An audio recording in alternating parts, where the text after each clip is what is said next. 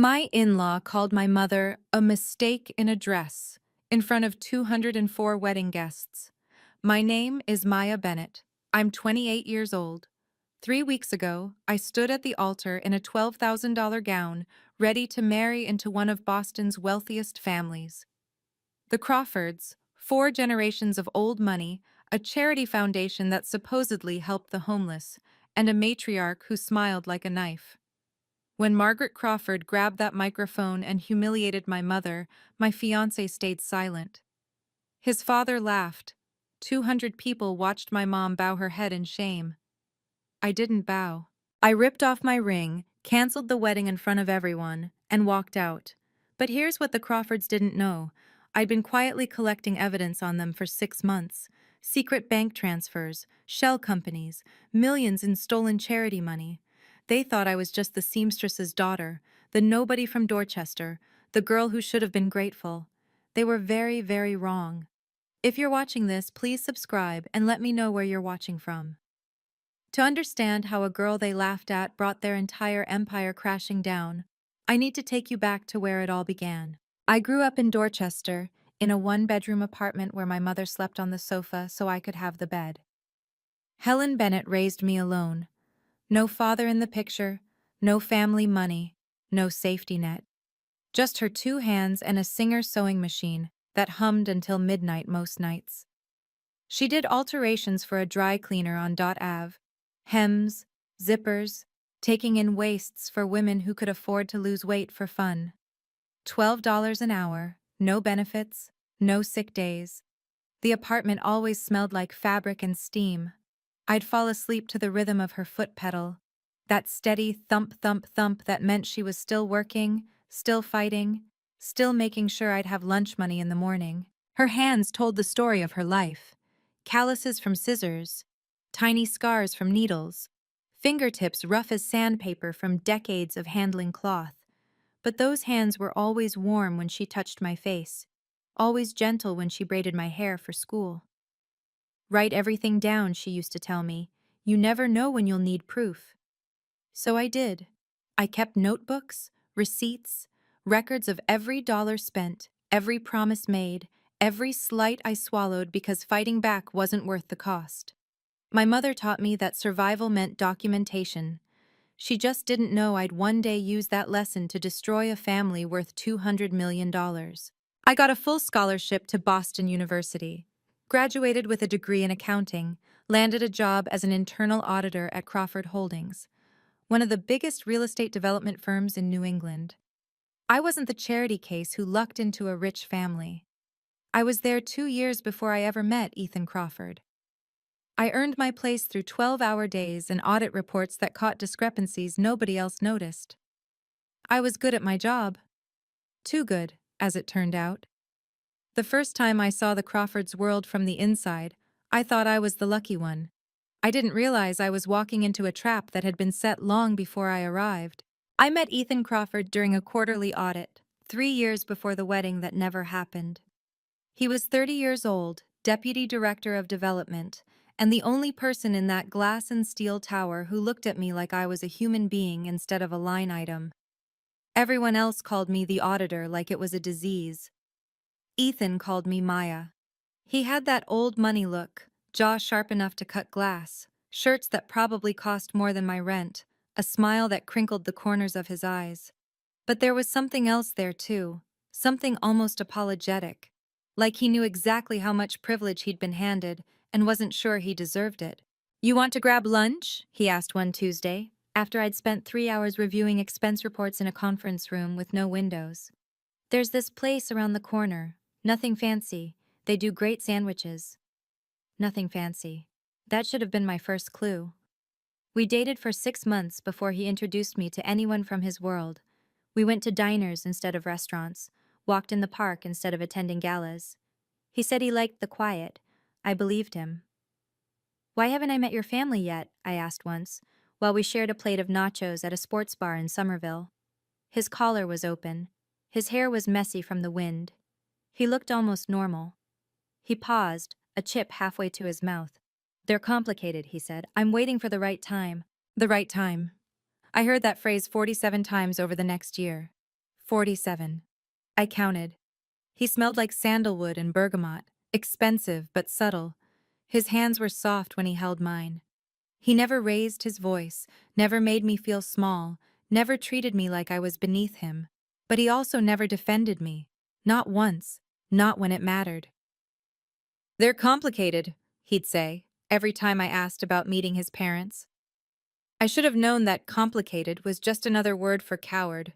The first time I entered the Crawford house, I wore my best dress. Navy blue, fitted, elegant, but not trying too hard. My mother had made it for my college graduation. She'd spent 3 nights hand-stitching the hem because she wanted it to be perfect. The Crawford estate sat on Beacon Hill like a monument to inherited wealth. Brownstone facade, iron gates, a foyer with a chandelier that could have paid off my student loans. The air smelled like fresh flowers and old money, lilies in crystal vases, lemon polish on antique wood. Margaret Crawford waited for us in the sitting room, 58 years old, platinum hair swept back, a strand of Mikimoto pearls resting against her silk blouse. She smiled when Ethan introduced me, her mouth curved, her eyes didn't move. "Maya," she said, letting my name hang in the air like she was testing it. "What a lovely dress. Is it handmade?" "My mother made it," I said. "She's a seamstress." "How charming."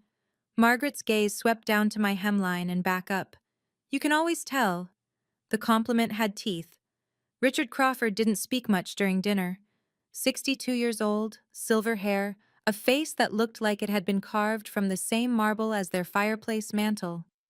He sat at the head of a table long enough to seat 20, and he watched me the way a banker watches a credit score. The meal was Wagyu beef and wine that cost more than my monthly grocery budget. I could barely taste it. Margaret asked questions in that bright, sharp voice about my job, my apartment, my little neighborhood in Dorchester, and each answer seemed to amuse her for reasons I couldn't quite name. "And your mother," she said, dabbing her lips with a linen napkin. "What does she do exactly?" "Alterations," I said. "Custom designs. She's been sewing for 30 years." Margaret lifted her wine glass, took a slow sip, and said nothing at all. That silence said everything. Under the table, Ethan squeezed my hand. But he didn't speak. He didn't defend me. He didn't tell his mother that my mom's work had put me through college, that her hands had made the dress I was wearing, that she was worth more than every pearl around Margaret's throat. He just squeezed my hand and stayed quiet.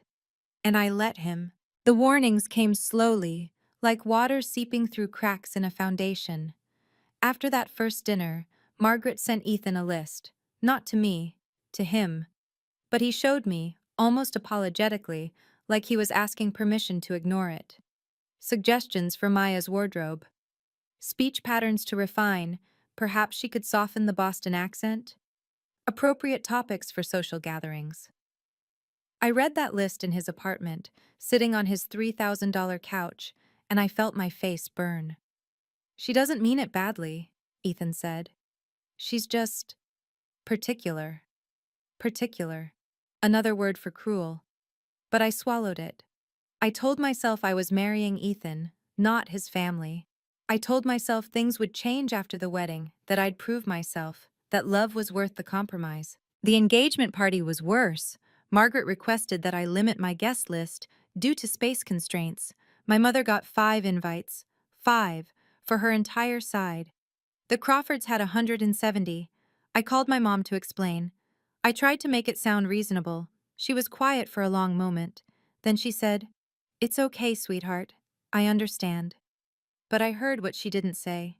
I heard 30 years of being invisible, of being overlooked, of smiling through disrespect because fighting back cost more than she could afford.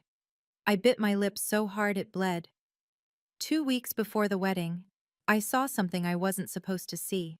I was still working at Crawford Holdings, still running audits, still doing my job like nothing had changed. A routine expense review, quarterly reports, normal stuff. Until an email landed in my inbox by mistake. It was meant for Richard Crawford's personal account. A wire transfer confirmation. $200,000, sent to a company called Meridian Bay Consulting LLC. I'd never seen that name in any of our records. Not in the vendor lists, not in the contractor files, not anywhere. My fingers hovered over the delete key. This was probably nothing. A personal expense, none of my business. But my mother's voice echoed in my head. Write everything down. So I did. I opened my notebook, the same kind I'd been keeping since I was 12, and I wrote down the date, the amount, and the company name. I didn't know it then, but that was the first piece of the puzzle, the first crack in the Crawford empire. And the Crawfords had no idea that the woman they dismissed as the seamstress's daughter had just started building a case against them. The morning of my wedding, I woke up in a suite at the Four Seasons, Boston, with June sunlight streaming through gauze curtains and a champagne headache I didn't deserve. The room was all cream and gold, fresh flowers on every surface, a view of the public garden, a dress bag hanging from a closet door like a promise. My bridesmaids had left the night before, giggling and tipsy and full of hope for my future. I didn't share it. Something had been sitting wrong in my chest for weeks, a weight I couldn't name. My mother arrived at 7, before anyone else. She brought coffee from the Dunkin' near our old apartment, because even on my wedding day, she couldn't walk past a Dunkin', and a small velvet pouch that I'd never seen before. "Open it," she said. Inside was a handkerchief, cream linen, edges softened by age, embroidered with tiny forget-me-nots in faded blue thread.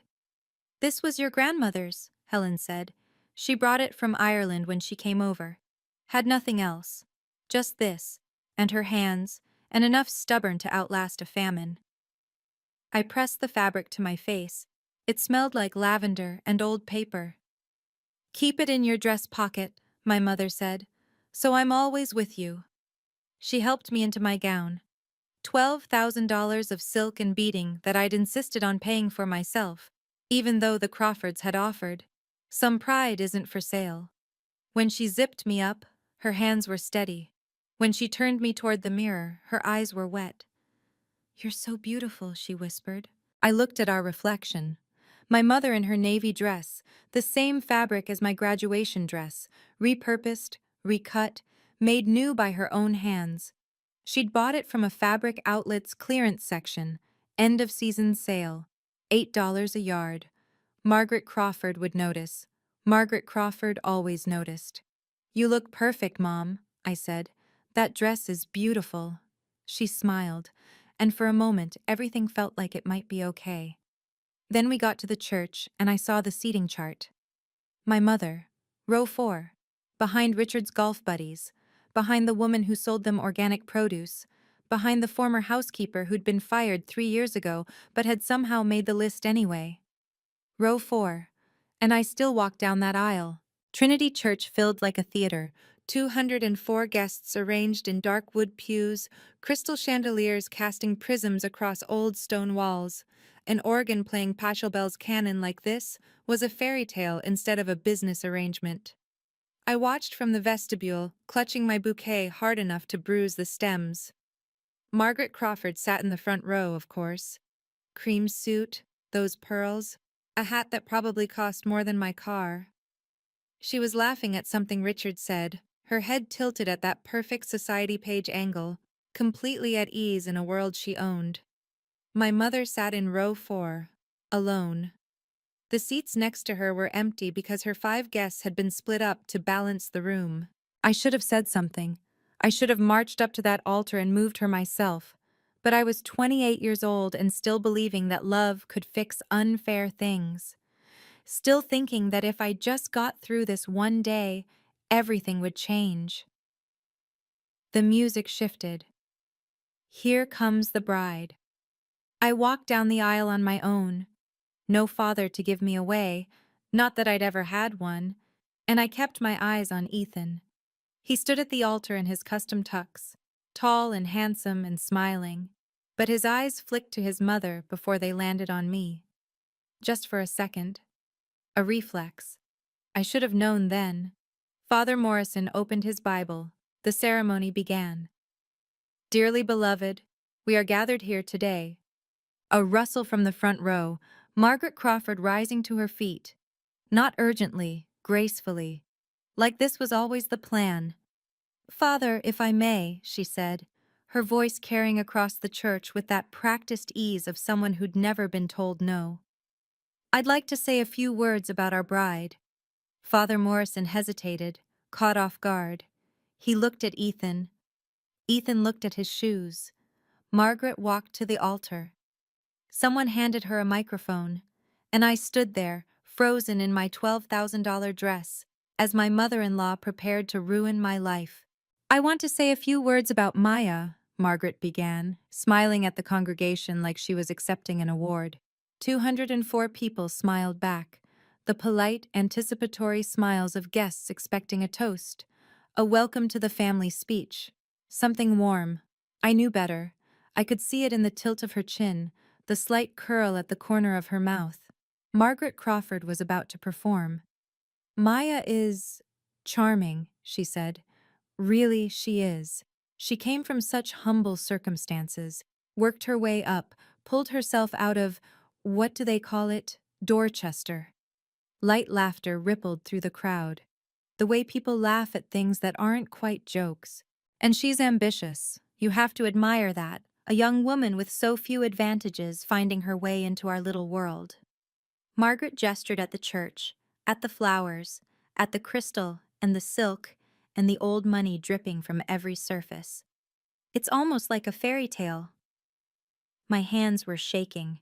I gripped my bouquet tighter. "Of course, she does need some refinement. We're working on that." Margaret's gaze swept to row 4, to my mother. "And this is her mother, Helen, isn't it? A seamstress. She made that dress herself." Silence. Then Margaret smiled, that knife-sharp smile I'd seen 100 times at family dinners. "You can always tell." A few chuckles, nervous now, uncomfortable. But Margaret wasn't finished. She stepped closer to my mother's row, microphone still in hand, voice dropping to what she probably thought was a confidential murmur. "That's not a mother," she said, loud enough for the nearest 50 people to hear. "That's a mistake in a dress." The microphone caught every word. 204 people heard it. I heard it. My mother heard it. She didn't look up, didn't react, just sat there with her hands folded in her lap, staring at the program like she could disappear into the paper, the way she'd learned to disappear her whole life. Richard Crawford laughed. Not a chuckle, a full laugh, head tilted back, like his wife had just told the funniest joke. Ethan stood at the altar, said nothing, did nothing. His mother had just called mine a mistake, and he looked at his shoes like he was studying the stitching. I felt the ring on my finger, cold metal, heavy. In that moment, I understood everything. Every complicated, every delayed introduction, every time he squeezed my hand instead of opening his mouth. I wasn't marrying a partner. I was marrying a coward. "That's enough." The words came out of my mouth before I knew I was speaking, low and clear and steady as a scalpel. Margaret turned, eyebrows raised, amused. "I'm sorry?" I said that's enough. I stepped forward, took the microphone from her hands.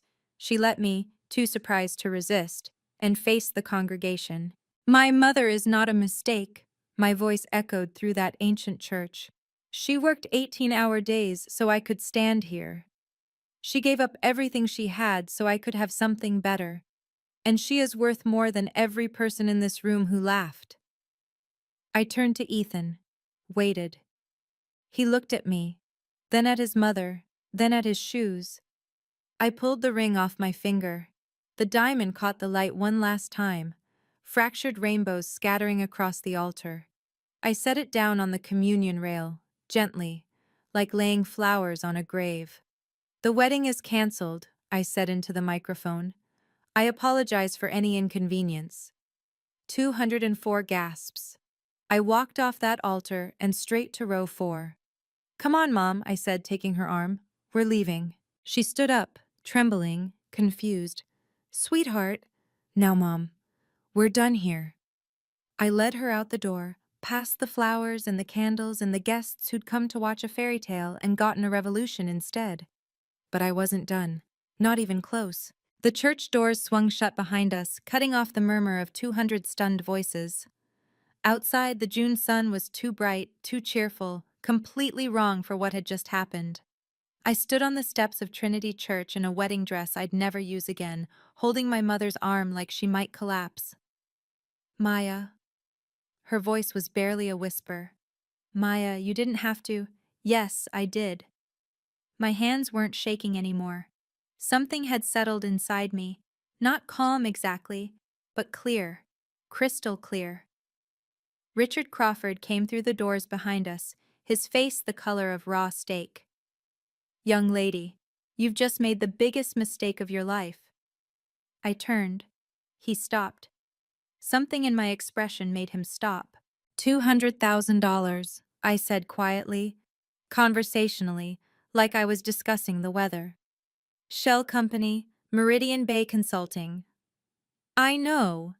The red drained out of his face, left behind something gray, something afraid. What? He swallowed. What are you talking about? I'm an auditor, Mr. Crawford. Internal auditor. For your company. I smiled. Not a nice smile. Did you really think I wouldn't notice? He stared at me.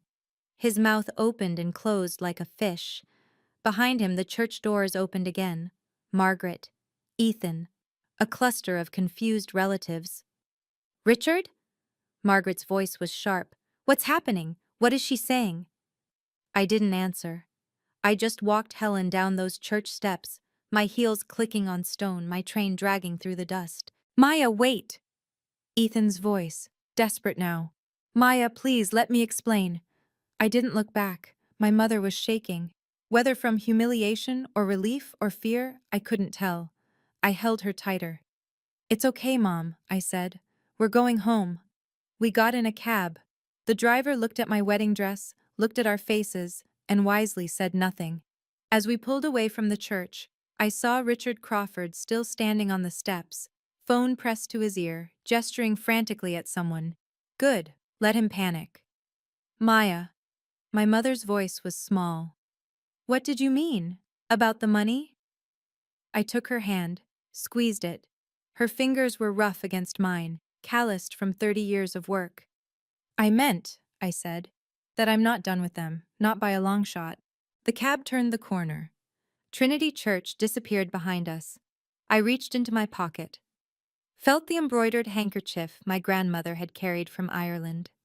You never know when you'll need proof. I'd spent 6 months finding proof, and now I was going to use it. The apartment in Dorchester hadn't changed in 20 years. Same water stain on the ceiling, same squeak in the third floorboard, same smell of fabric softener and instant coffee. My mother sat on the couch, her bed, really, though she'd never call it that, and stared at the wall. I'd hung my wedding dress over the bathroom door. It looked ridiculous there, all that silk and beading crammed into a 5x7 bathroom, but I couldn't look at it anymore. I'm so sorry, sweetheart. Helen's voice cracked. This is all my fault. If I'd just stayed quiet, if I hadn't worn that dress. Mom. I sat beside her, took her hands in mine. You didn't do anything wrong. She did. But you lost? I didn't lose anything. The words came out fierce, certain. I escaped. There's a difference. She looked at me then, really looked at me, and something in her eyes shifted. What are you going to do? I was quiet for a moment. Through the thin walls, I could hear our neighbor's TV, a game show host shouting about prizes, normal life, normal problems. I'm going to make them pay, I said. Legally, publicly. I'm going to make sure everyone knows what they really are. My mother's hands tightened on mine. How? I stood up, walked to the closet, pulled out the box I'd been adding to for 6 months. Notebooks, printouts, screenshots, everything I'd documented since that first misrouted email. I've been watching them, I said. The Crawfords. Something's wrong with their foundation. Money going missing, transfers to companies that don't exist. I thought I was being paranoid, but after tonight, I set the box on the coffee table, opened it.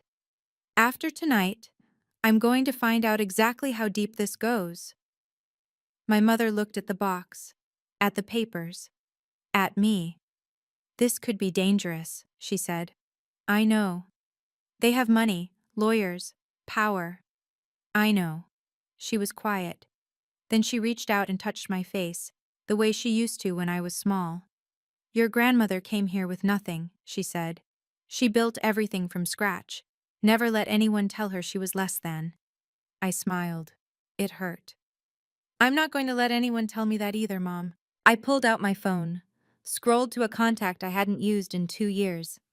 Diane Foster, Georgetown Law. Now a civil rights attorney specializing in corporate whistleblower cases. Di, I typed. I need to talk about Crawford. The 3 dots appeared almost immediately. Then, been waiting for this call. Tomorrow, 10 a.m. Cambridge. I'll send the address. I stared at the message. My heart was pounding. This was real. This was happening. I wasn't just the girl who walked out of her wedding. I was about to become the woman who brought down an empire. Diane Foster's office was on the 3rd floor of a brick building in Harvard Square, wedged between a bookstore and a Thai restaurant. The kind of place that looked unassuming until you noticed the security cameras. She met me at the door, 35, short dark hair, black blazer, eyes that missed nothing.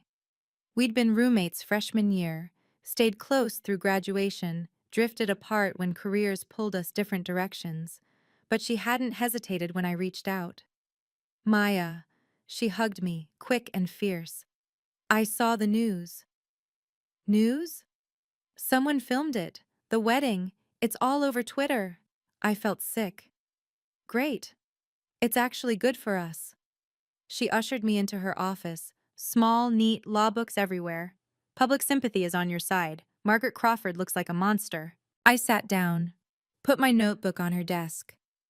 I'm not here about sympathy. Diane's eyebrows rose. What are you here about? This. I opened the notebook, showed her my documentation. 6 months of observations. The misrouted email, 3 other suspicious transfers, patterns in the foundation's expense reports that didn't match their public filings. She read in silence. Her pen tapped against the desk. Once. Twice.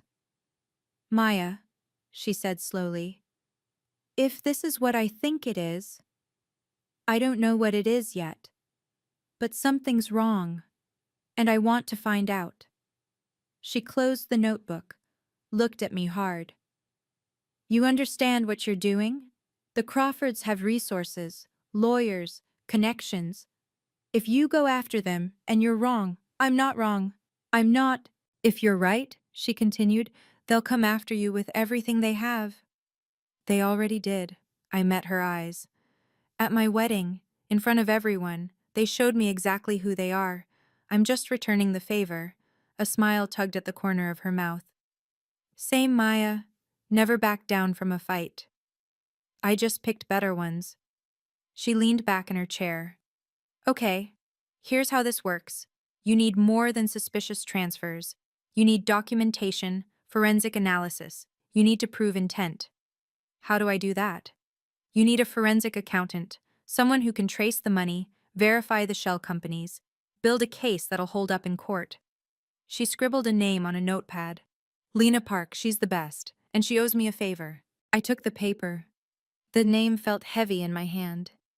There's something else, Diane said. Her voice dropped. Crawford Foundation received $4 million in federal grants last year, HUD funding. If they've been diverting that money... What? If they're misusing federal funds, this isn't just fraud. It's federal wire fraud. That's FBI jurisdiction. The words hung in the air. You're saying... I'm saying if you can prove what you're suggesting, this could be one of the biggest charity fraud cases in Boston history. She leaned forward. But it has to be done right. Everything legal. Everything documented. No shortcuts. I thought of my mother's hands, the calluses, the scars. No shortcuts, I agreed. Just the truth, Diane nodded. Then let's get started. Lena Park's office looked like what would happen if a spreadsheet became a person and needed somewhere to live. 3 monitors, a whiteboard covered in flowcharts, stacks of paper organized with color-coded tabs. The only personal touch was a dead plant on the windowsill that she'd apparently given up on months ago. Maya Bennett. She shook my hand, firm grip, no nonsense. 31, hair in a practical ponytail, reading glasses pushed up on her forehead. Diane says you've got something interesting. Interesting is one word for it. We'd worked together briefly at Crawford Holdings, back when she was consulting on a merger audit. She'd left before I found the discrepancies, but I remembered her, thorough, relentless, and incapable of letting a number stay wrong. I spread my notebooks across her conference table. 6 months of documentation, every suspicious transfer, every pattern that didn't fit. She studied them in silence, fingers tracing columns, lips moving as she ran calculations in her head. When you were at Crawford, she said finally, did you have authorized access to these financial records? Everything I documented was part of my regular audit duties. So you weren't snooping, you were doing your job. Exactly. She nodded, made a note. Good. We only use what you had legitimate access to. No hacking, no theft, no gray areas. Everything clean, everything defensible in court. For the next 3 hours, we worked. She pulled public records, Foundation 990 filings, HUD grant documentation, anything available through legal channels. She cross-referenced my internal observations with external data. She built a framework, and what emerged was worse than I'd imagined. Maya, she stopped typing, removed her glasses. I need you to sit down. I am sitting. Then stay sitting. She turned one of her monitors toward me. This isn't $200,000. I'm finding discrepancies going back 8 years. The shell company you flagged, Meridian Bay, that's just one of at least 4. And the total, she pointed at a figure on the screen, 4.7 million. That's not a mistake, she said. That's not even negligence. That's a system. Someone built this deliberately. Money comes in from federal grants, gets routed through these shell companies, and ends up… where? She pulled up another document. Corporate registration records. One of the shell companies, Beacon Vista Holdings, is registered to a Margaret L. Crawford. The floor dropped out from under me. Margaret. Not Richard. Margaret. The woman who'd called my mother a mistake. The woman with the Mikimoto pearls and the society smile. The woman who'd looked at me like I was dirt on her designer shoes. She wasn't just cruel. She was a criminal. They've been stealing from homeless shelters, I said slowly. Federal money meant for people with nothing, and they've been stealing it for 8 years. Lena nodded. And now we can prove it. I looked at the number again, $4.7 million. That's a lot of mistakes in dresses. What do we do next? I asked. Lena smiled. It wasn't a nice smile. Now we build a case the FBI can't ignore. Mid-video, CTA number 1. I need to pause here for a moment. If you've made it this far, if you're listening to this and you've ever felt like someone dismissed you because of where you came from, or what your parents did, or how much money was in your bank account, I want you to know something. You're not alone. And those people? They're not as powerful as they want you to believe. Drop a comment below and tell me, have you ever been in a situation like this, where someone made you feel small and you wished you could do something about it? And if you haven't already, please subscribe. Because what happens next with the Crawfords, you're not going to want to miss it. Now, let me tell you about the phone call that changed everything. 3 days after the wedding that wasn't, my phone buzzed with an email from an address I didn't recognize. Ms. Bennett, I've been investigating Crawford Foundation for 2 years. Sources tell me you may have relevant information. We should talk. Discretion guaranteed. Marcus Webb, Boston Globe. I stared at the screen. Then I called Diane. Marcus Webb? She sounded impressed. He's legit. Broke the city council corruption story last year. He's careful, ethical, and he doesn't burn sources. Should I meet with him? Not yet. Not until we've filed the whistleblower complaint.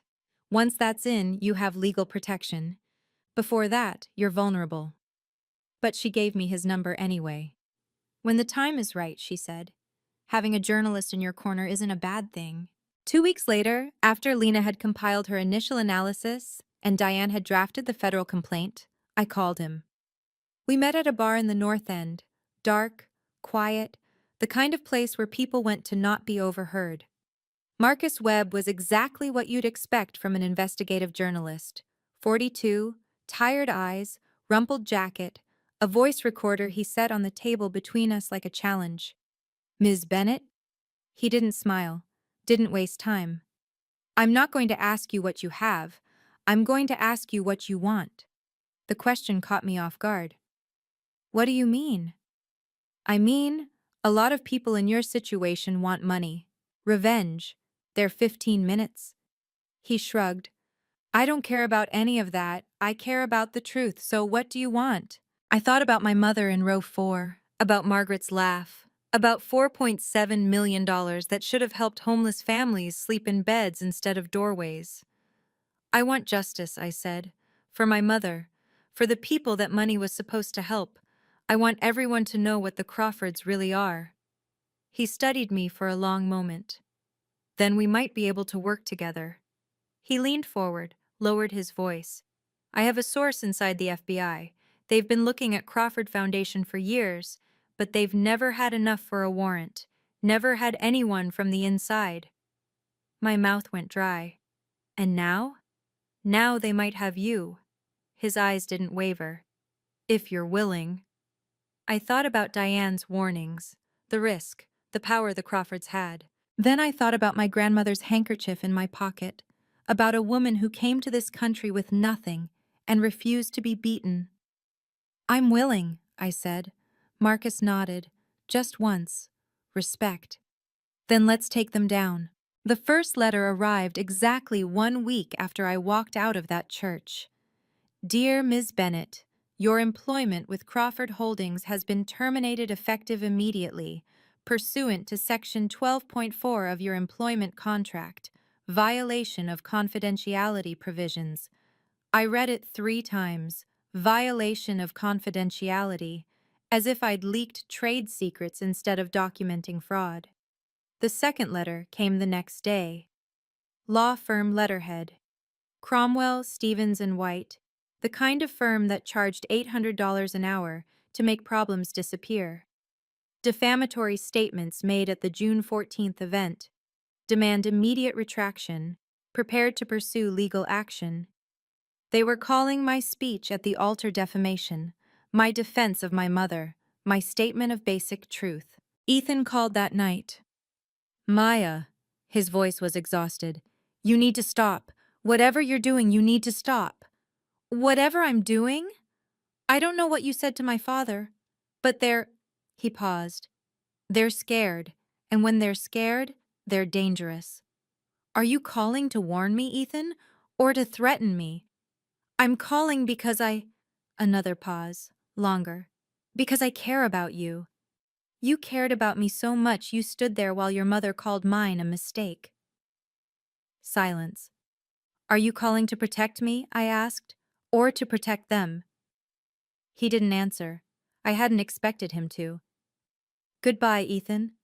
I hung up. That night, a black sedan parked outside my mother's apartment. It sat there for 3 hours, engine idling, windows tinted. I photographed the license plate, sent it to Diane. They're trying to intimidate you, she texted back. Classic move. It means you're getting to them. I looked out the window at that car, at the shadow behind the wheel. 2 months ago, I would have been terrified. 2 months ago, I would have backed down. But that was before Margaret Crawford taught me that silence was just another word for surrender. I pulled out my grandmother's handkerchief, ran my thumb over the embroidered forget-me-nots. They're scared, I said out loud. To no one, to myself. Good. The next morning, the sedan was gone, but I knew they weren't done, and neither was I. Lena called me on a Thursday afternoon, 3 weeks after the wedding. "Can you come in? Now?" Something in her voice made me grab my coat without asking questions. When I got to her office, she was standing at the whiteboard. She'd erased the flowcharts I'd seen before. In their place was a single diagram, a web of lines connecting boxes with dates and dollar amounts. "Sit down," she said. "You keep telling me that. Because you keep needing to." I sat. "The $200,000 you flagged? The Meridian Bay transfer?" She pointed to a box at the top of the diagram. "That was nothing. That was a test, maybe. Or a mistake." "What do you mean, nothing?" "I mean, I found the rest." She handed me a printout, pages and pages of transactions, shell companies, routing numbers.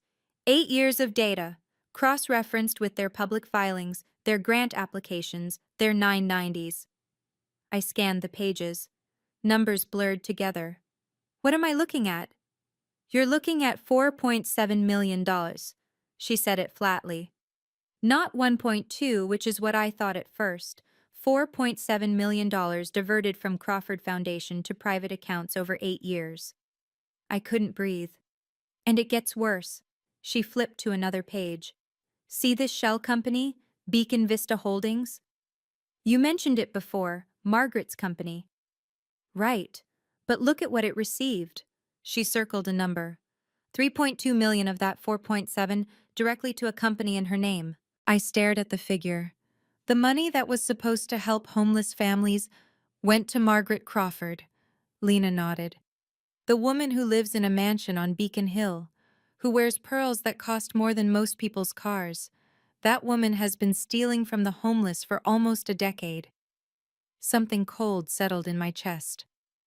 "She called my mother a mistake," I said slowly, "while wearing stolen jewelry, standing in a church paid for with stolen donations, looking down on a woman who's worked harder in 1 year than she's worked in her entire life." Lena was quiet. "Maya," she said finally, "this is bigger than your wedding. This is federal. This could bring down the whole family."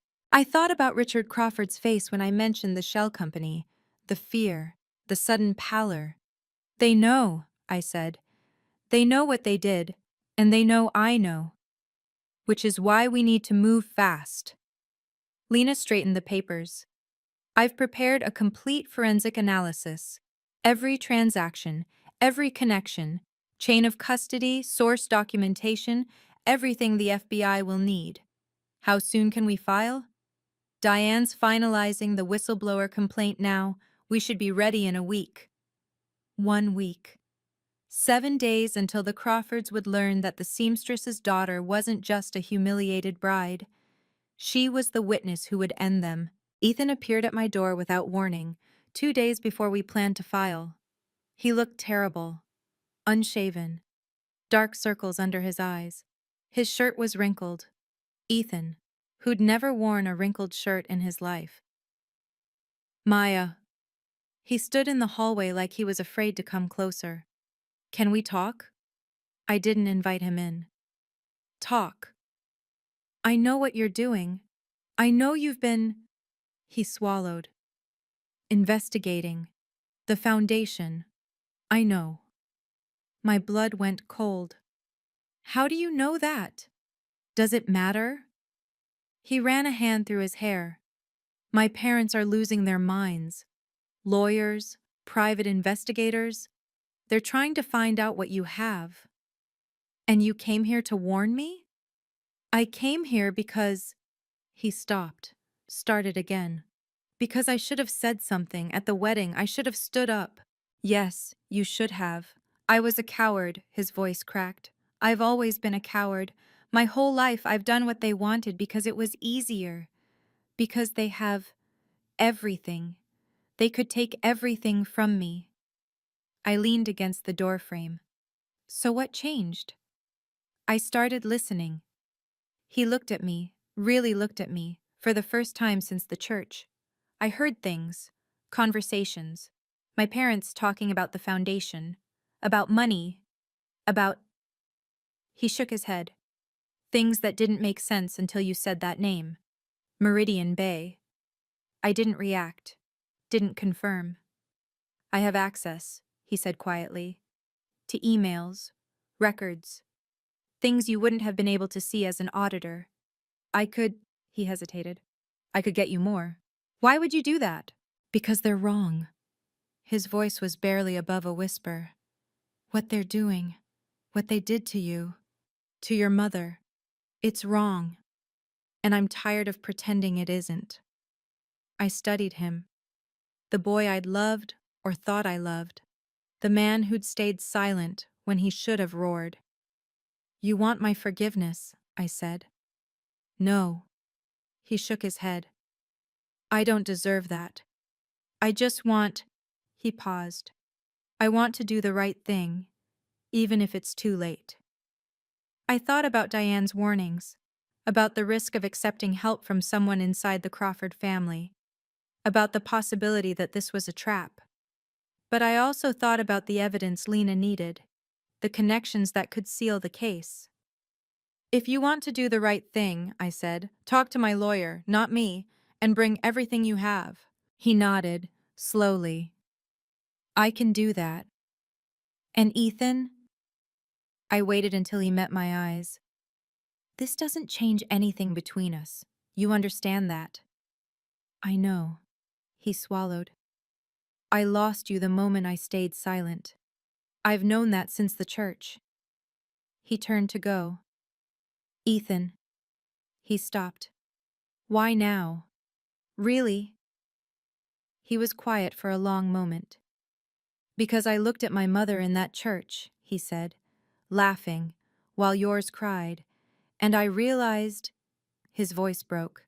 I realized I never want to become her. I never want to be that person. He walked away without looking back. I closed the door.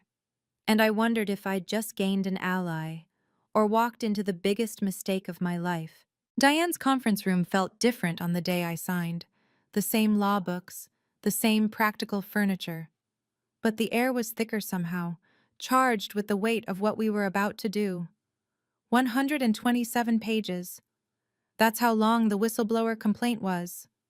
127 pages of documentation, analysis, and evidence compiled by Diane's legal team, verified by Lena's forensic work, and supported by everything I'd gathered over 6 months of watching and waiting.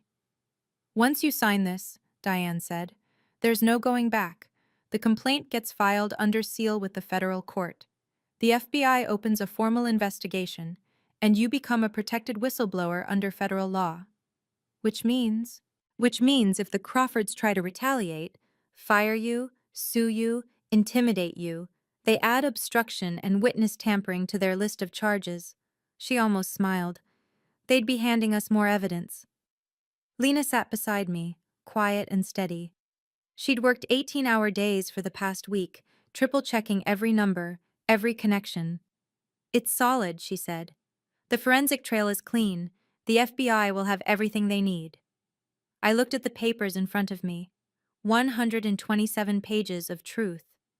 I thought about my mother in row 4, about the handkerchief in my pocket, about my grandmother who came to this country with nothing and built a life through sheer refusal to quit.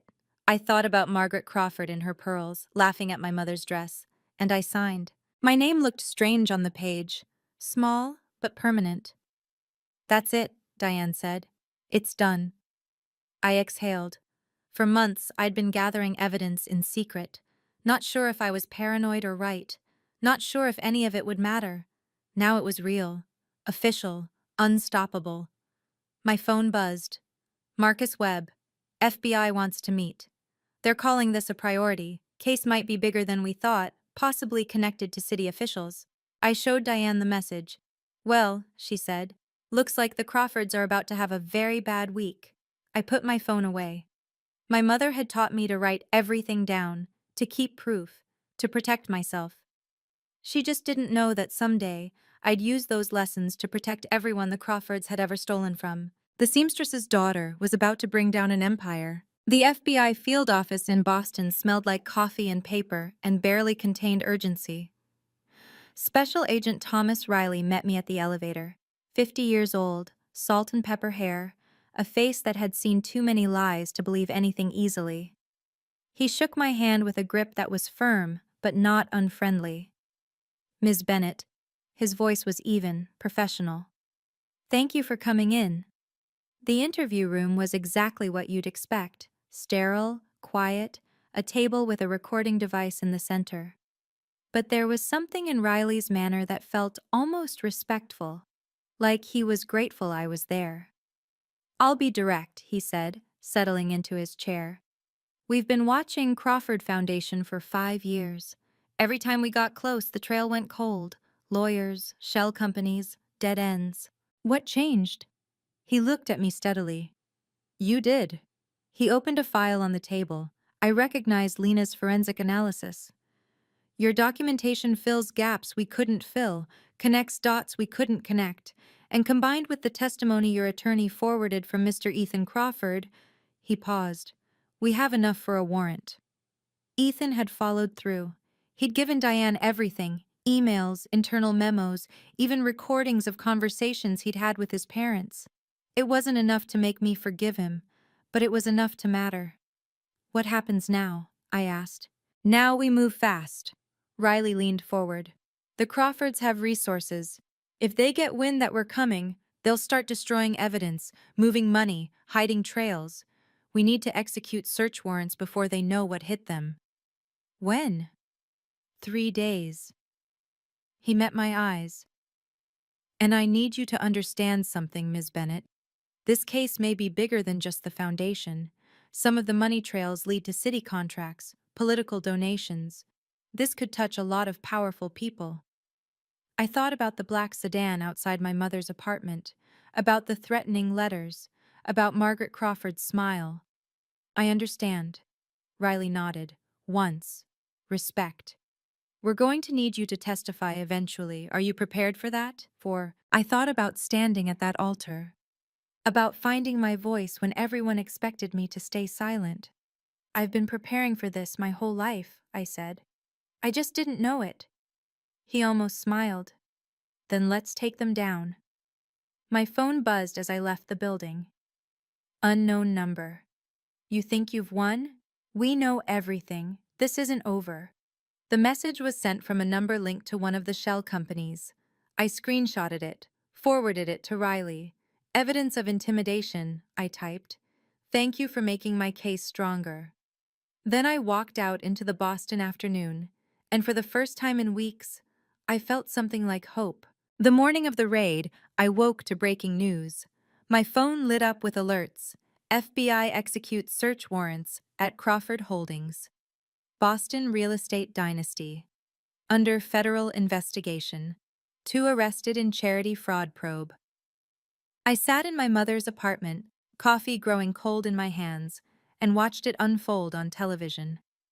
Footage from Beacon Hill, FBI agents carrying boxes out of the Crawford mansion, evidence bags, computer equipment, and Margaret Crawford walking down her own front steps in handcuffs. No pearls, no perfectly styled hair, no society smile, just a 60-year-old woman in a rumpled blazer, face pale, eyes wild with disbelief, being led to a waiting vehicle like every other criminal and every other perp walk in history. Richard was behind her, hands cuffed, face gray, not laughing now. My mother came out of the kitchen and stood beside me. Is that? Yes. We watched in silence.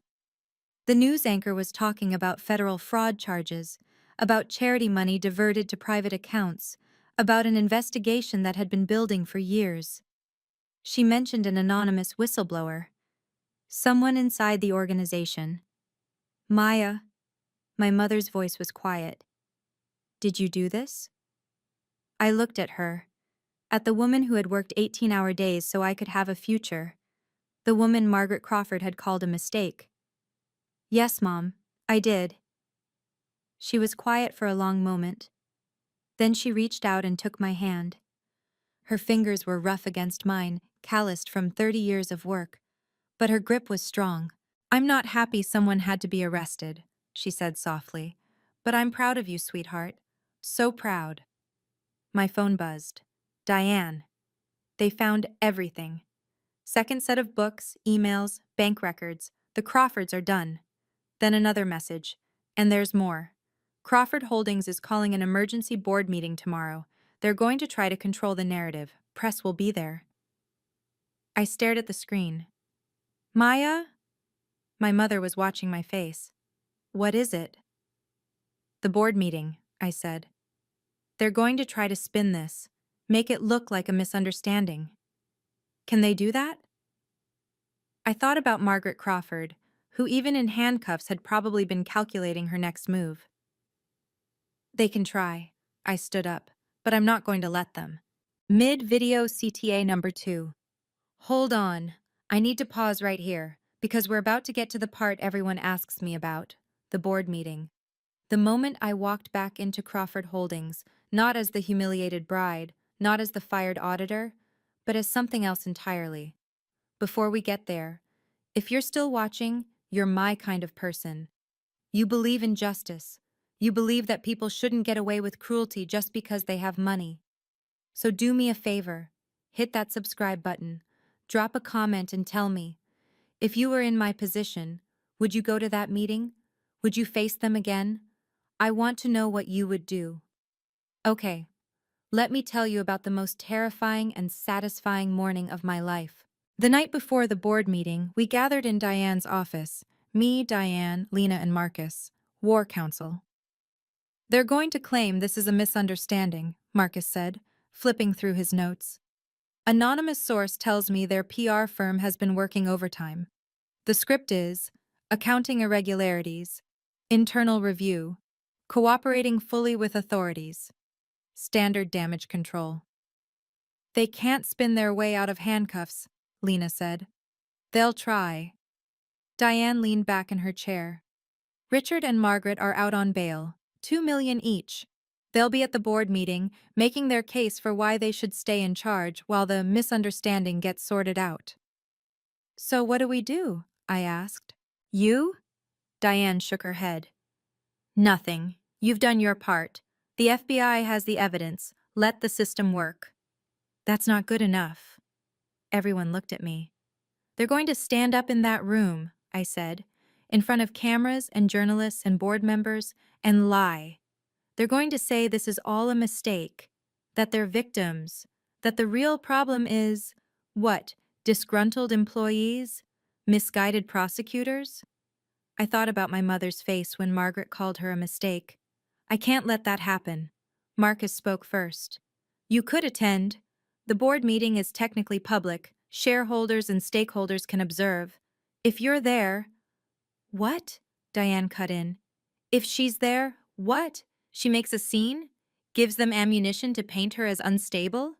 I won't make a scene. My voice was calm. But I can make a statement. Just by being there. Just by letting them see me. Diane studied my face for a long moment. You understand the risks. They could claim harassment, intimidation. I'm not going to threaten anyone. I'm not going to disrupt anything. I met her eyes. I'm just going to stand there and remind them that I exist, that the woman they tried to destroy isn't destroyed. Silence. Then Marcus smiled, the first genuine smile I'd seen from him. That might actually work. Lena nodded slowly. It would send a message, to the board, to the press. Diane sighed. Fine. But we do it smart. You observe only, unless they invite you to speak, and if they ask you anything, you defer to your attorney. She pointed at herself. Me. Agreed. That night, I went home and tried on the blazer I'd worn to my first job interview at Crawford Holdings. Black, tailored, professional. My mother appeared in the doorway. What's that for? Tomorrow. I smoothed the lapels. I'm going to a meeting. She watched me for a moment, then she disappeared and came back with something in her hands. The handkerchief. The one with the embroidered forget-me-nots. Take this with you, she said. So I'm there too. I tucked it into my blazer pocket. Tomorrow I would walk back into the building where I'd been humiliated, fired, and threatened. And I would do it with my grandmother's handkerchief over my heart. The night before, my mother and I sat on the old couch until long after midnight. The apartment was quiet. Through the thin walls, I could hear the neighbor's TV, some reality show where people competed for money and love. Normal problems, simple stakes. "Are you scared?" Helen asked. I considered lying, but we were past that now. "Terrified," I admitted. "Then why are you doing it?" I looked at her, really looked at her. At the lines around her eyes, earned through decades of work. At the hands that had made my graduation dress, my wedding dress, 1,000 other dresses for people who never knew her name. "Because if I don't," I said, "they win. Not just against me, against everyone they've ever hurt. Every family that didn't get help because Margaret Crawford was buying pearls with their grant money. Every person who slept on the street while she slept in a mansion." My mother was quiet. "And because of you," I added softly, "because she looked at you, the strongest person I know, and called you a mistake. And she laughed." Helen's eyes glistened. "I need them to see," I said. "I need the whole world to see that you're not a mistake, that I'm not a mistake, that the things they tried to make us ashamed of, where we come from, how we live, what we've had to do to survive, those are the things that make us strong." My mother reached out and touched my face. "You're just like your grandmother," she said. "She came here with nothing, but she never let anyone tell her she was less than. Neither did you." She smiled, sad and proud all at once. "Neither will you." I leaned my head on her shoulder, the way I used to when I was small. "Whatever happens tomorrow," I said, "thank you. For everything. For teaching me to fight." She kissed my hair. "Thank you for fighting." We sat there until the first gray light of dawn crept through the window. Then I got dressed for battle. Crawford Holdings rose 30 stories above the financial district, all glass and steel and reflected clouds.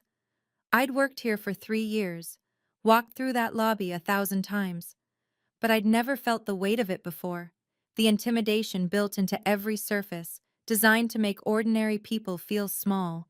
Today, I refused to feel small. Diane walked beside me, black suit, briefcase, game face. The security guard at the desk looked up, recognized me.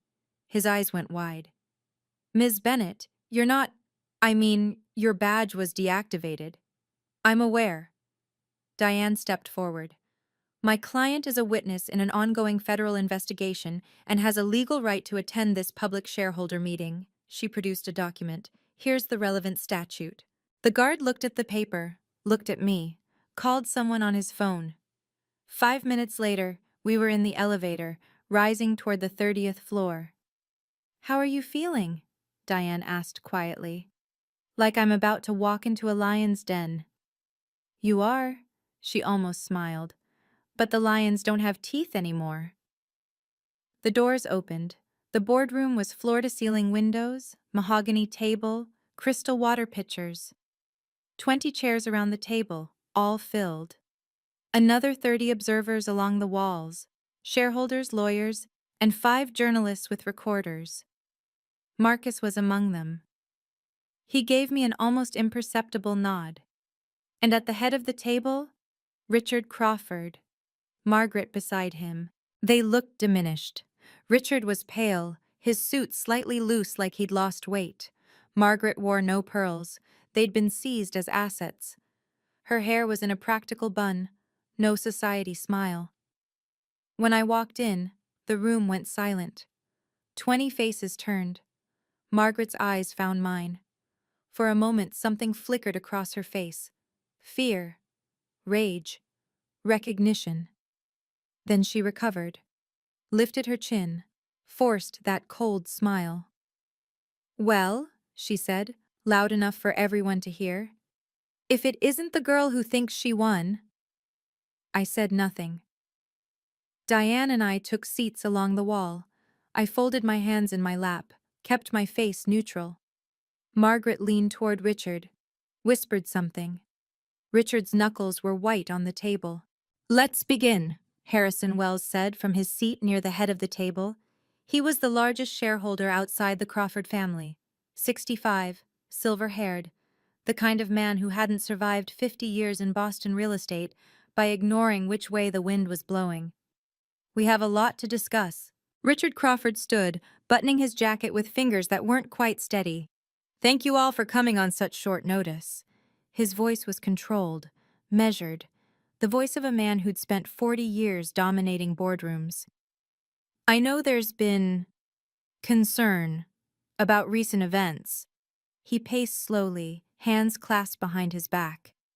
What we're dealing with is a misunderstanding, an aggressive investigation based on flawed information, accounting irregularities that have been blown out of proportion by, he gestured vaguely, individuals with personal vendettas. His eyes flicked to me, just for a second. Crawford Holdings has built a legacy of integrity over 4 generations. We're not going to let one disgruntled former employee destroy that. Margaret nodded beside him, chin high. We're cooperating fully with authorities, Richard continued, and I'm confident that when all the facts come to light, this board will see that these charges are baseless. He sat. Silence. Then Harrison Wells cleared his throat. Richard. His voice was measured but heavy. With respect, the FBI didn't execute search warrants and make arrests because of accounting irregularities. They seized evidence of systematic fraud going back 8 years. Richard opened his mouth. I've seen the warrant documentation, Wells continued. We all have. This isn't a misunderstanding. This is criminal. Margaret leaned forward. Harrison, you've known us for 30 years. I have. He cut her off. Which is why I never suspected. But the evidence doesn't lie, and pretending otherwise insults everyone at this table. Murmurs around the room. I propose, Wells said, that before we discuss damage control, we hear from all relevant parties. He turned, looked directly at me. Ms. Bennett, would you be willing to address the board? The room held its breath. Diane touched my arm. You don't have to, but I was already standing. Yes, I said, I would. I walked to the head of the table. 20 faces watched me. Richard Crawford's jaw was tight. Margaret's hands were clenched in her lap. I didn't look at them. Not yet. My name is Maya Bennett, I said. For 3 years, I was an internal auditor at this company, and for 6 months, I watched something wrong happen. I paused. Let the words settle. I'm not here to talk about accounting. The FBI will present that evidence in court. I'm here because someone in this room, I finally looked at Margaret, decided that my mother was a joke. The room was silent. At my wedding, Mrs. Crawford took a microphone and told 200 people that my mother was, and I quote, a mistake in a dress. I kept my voice steady, professional. My mother is a seamstress. She raised me alone. She worked 18-hour days so I could get an education, so I could stand in rooms like this. Margaret's face was stone. And while Mrs. Crawford was mocking my mother's handmade dress, she was wearing pearls bought with stolen money. I let that hang. Money from federal grants, money meant for homeless shelters, for families with nothing. I gestured at the stack of folders on the table, the forensic analysis Lena had prepared. $4.7 million. That's not a misunderstanding, that's theft. From the most vulnerable people in this city. Richard stood up. You have no right. I have every right. My voice didn't waver. I was the auditor who found the discrepancies. I was the employee who asked questions. And I was the woman you tried to silence. I turned to Harrison Wells. You asked me to address the board. Here's what I have to say. The Crawfords built their reputation on a lie. They stole from people who had nothing. And they did it while looking down on everyone they considered beneath them. I looked at Margaret one last time. My mother is not a mistake. She's the reason I'm standing here. And I promise you, my voice hardened, she's worth more than every stolen pearl you ever wore. The boardroom doors opened. Special Agent Riley walked in with 2 FBI agents. Richard Crawford, Margaret Crawford. His voice was calm, official. You're under arrest pursuant to federal indictment on charges of wire fraud, money laundering, and conspiracy. Margaret's face went white. An agent produced handcuffs.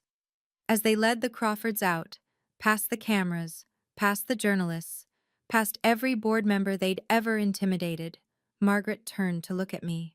Her eyes burned with fury. I didn't look away. The handcuffs clicked shut with a sound like a period at the end of a sentence. Richard Crawford stood rigid as the FBI agent secured his wrists, his face the color of wet cement. 40 years of commanding rooms, of making deals, of being untouchable, ended by a single metal click. Margaret was worse. She was shaking. "This is a mistake," she hissed at Riley. "Do you know who we are? Do you have any idea what you're doing?" "Ma'am?" Riley's voice was utterly flat. "I know exactly who you are. That's why you're being arrested." The journalists' cameras were flashing, recorders held high. This was the shot that would lead every newscast for a week. "You'll regret this." Margaret's eyes found me across the room, wild, desperate. "You're nothing. You're nobody.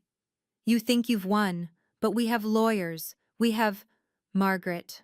Richard's voice was quiet, defeated. "Stop." She stopped. For one moment they just looked at each other. 40 years of marriage, 4 generations of legacy, and now handcuffs and cameras and the long walk of shame. "Richard Crawford is removed from his position as chairman, effective immediately," Harrison Wells announced to the room. "The board will appoint interim leadership and cooperate fully with federal authorities." 2 FBI agents led the Crawfords toward the door. Margaret passed within 3 feet of me. "You'll pay for this," she whispered. "Whatever it takes." I held her gaze. "Your threats don't scare me anymore, Mrs. Crawford." My voice was calm, almost kind. "And you'll have plenty of time to think about that in federal prison." The doors closed behind them. The room erupted. Journalists shouted questions. Board members huddled in frantic conversation. Someone knocked over a water pitcher. Marcus Webb caught my eye and grinned. Diane appeared at my elbow. "Let's go. You've done everything you came here to do." I nodded, but as I turned toward the exit, I stopped. Because there, in the corner of the room, stood Ethan Crawford. He hadn't been arrested. The FBI had confirmed his cooperation, granted him immunity in exchange for testimony. He was pale, hollow. Watching his parents led away in handcuffs, our eyes met. I didn't smile, didn't nod. I just looked at him, at the man who'd stayed silent when he should have spoken, who'd finally done the right thing when it was almost too late. Then I walked out. In the lobby, my mother was waiting. She stood by the elevator bank, clutching her old purse, looking completely out of place in the gleaming corporate shrine. The security guards were watching her uncertainly. "Mom?" I stopped. "What are you doing here?" "I watched the news." Her voice was thick. "I had to come." She opened her arms. I walked into them. We stood there in the lobby of Crawford Holdings, the building that had witnessed my humiliation and my triumph, and we held each other. "You did it," she whispered. "You actually did it." "We did it," I said. "Your lessons, your strength, that's what did it." She pulled back, looked at me, tears streaming down her face. "Let's go home, sweetheart." "Yeah," I smiled.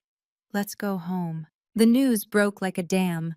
By evening, Crawford Foundation fraud was trending nationwide. Every outlet in Boston led with the story. The footage was everywhere. Margaret Crawford in handcuffs, face contorted with fury. Richard's gray silence. The FBI carrying boxes of evidence from the Beacon Hill mansion. Boston Globe exclusive. Charity fraud scheme diverted 4.7 M from homeless shelters to private accounts. New York Times. Boston real estate dynasty faces federal charges in massive grant. Fraud case CNN. Whistleblower wedding drama leads to FBI arrests. The internet had opinions. "This is the most satisfying thing I've read in years."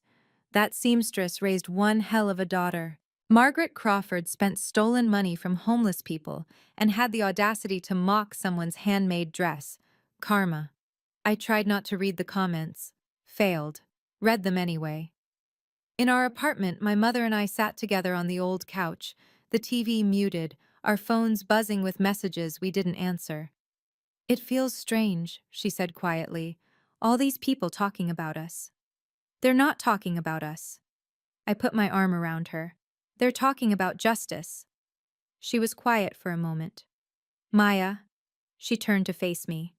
"Do you feel better? Now that it's done?" I thought about it. Really thought. "I feel free," I said finally. "Like I've been carrying something heavy for months and now it's gone." "Not happy?" "Not exactly." I tried to find the right words. I don't think anyone wins when people go to prison, even people who deserve it. But I'm glad the truth came out. I'm glad the people they stole from might get justice. She nodded slowly. My phone buzzed again. "Diane, FBI confirms. Full whistleblower award processing underway. Estimated 15% of recovered funds. Looking at $650K minimum." I stared at the message. $650,000. For telling the truth. For doing the right thing. "Mom." My voice came out strange. "I need to show you something." I handed her the phone. She read it again, looked up at me with wide eyes. "Is this real?" "It's real." She started to cry. Not sadness, not grief. The kind of crying that happens when something you never dared to hope for suddenly becomes possible. I held her. "This is yours too," I said. "This is for every 18-hour day, every rent payment that nearly broke us, every sacrifice you made so I could have a chance." She shook her head. "I didn't do anything." "You did everything." I pulled back, looked her in the eyes. "And now it's my turn to take care of you." 3 months later, the world had moved on, but the consequences hadn't. I followed the case obsessively. Every hearing, every filing, every new development. Richard Crawford faced 14 federal charges: wire fraud, money laundering, conspiracy to defraud the United States. His lawyers filed motion after motion, but the evidence was overwhelming. Lena's forensic analysis, the internal emails, Ethan's testimony. If convicted on all counts, he was looking at 15 to 20 years. Margaret faced 8 charges, slightly less exposure because her role was more concealed. But Beacon Vista Holdings, the shell company in her name, had received $3.2 million of the diverted funds. The woman with the Mikimoto pearls would be answering for every dollar. Both were out on bail, $2 million each. Margaret wore an ankle monitor and couldn't leave Massachusetts. Her passport had been surrendered. Crawford Holdings stock had cratered, down 60% from its peak. The company was in restructuring mode under court supervision. The board had appointed a crisis management team. The Crawford name, which had meant something in Boston for 4 generations, now meant something else entirely. The foundation was dissolved. Its remaining legitimate assets were transferred to actual homeless services organizations. A federal receiver was overseeing the process. And I received official notification of my whistleblower award, $650,000, pursuant to the False Claims Act's quitam provisions. It arrived in a certified letter. I read it 3 times. Then I called Diane. "It's real," she confirmed. "The funds will be released within 60 days. After taxes and my fee, you're looking at roughly $400,000. $400,000. More money than my mother had earned in her entire life.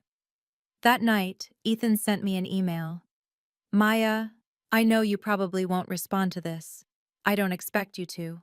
But I wanted you to know I'm going to testify against them at the trial. Everything I know, everything I saw. It won't change what happened between us. It won't make up for the wedding, or my silence, or any of it. But you were right, about all of it. And I'm sorry I didn't see it sooner. Ethan." I read it twice. Then I closed the email without responding. Some apologies are too late to accept, but at least he was finally making the right choice. The sign in the window said, Helen's Alterations and Custom Designs, gold letters on deep green, elegant but not pretentious. My mother had chosen it herself. The shop was small, 800 square feet on a corner in Dorchester, 2 blocks from the apartment where we'd lived my whole childhood.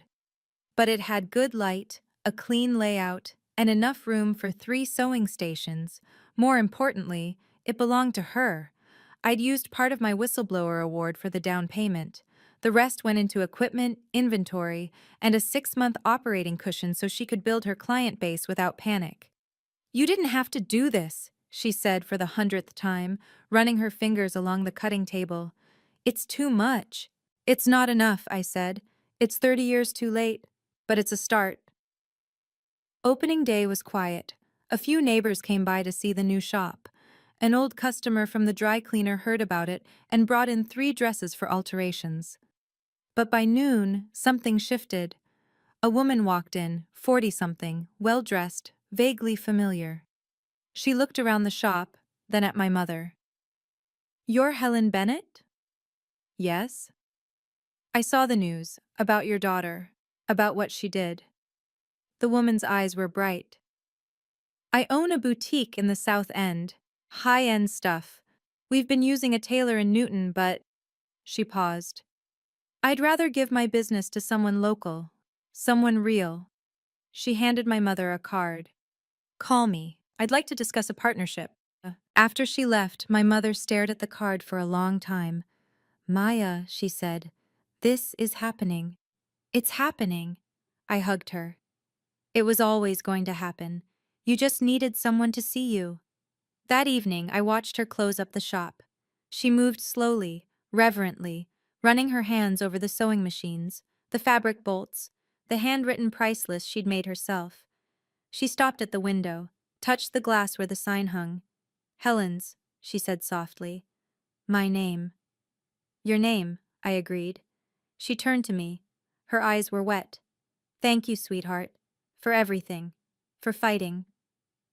I thought about Margaret Crawford, about stolen pearls and homeless shelters and a woman who thought she could mock her way through life without consequences. Thank you for teaching me how, I said.